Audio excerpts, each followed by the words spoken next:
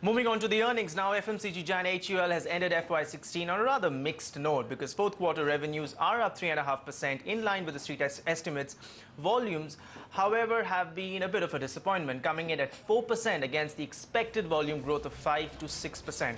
Margins, meanwhile, have surged 18.5%, aided by lower input costs and net profit. Overall net profit registered a 7% increase. Priya Sheth now breaks down the company's performance for the fourth quarter. Priya.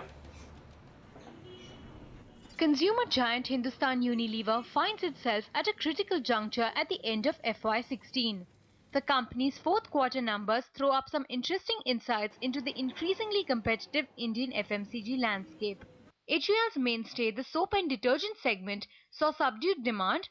Personal products saw revenues grow 2.8%, revenues from beverages grew 6.1%, and revenues from packaged foods jumped 11.5%. Though benign input costs have helped FMCG companies like HUL improve profitability and margins in the last 1 year, commodity prices have now begun firming up, which means HUL may not be able to sustain price cuts in FY17. As we go forward, the soaps and detergents price degrowth is fading away.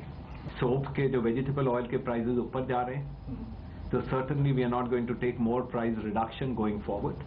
The biggest disappointment in the HUL numbers this quarter has been the slowdown in volume growth.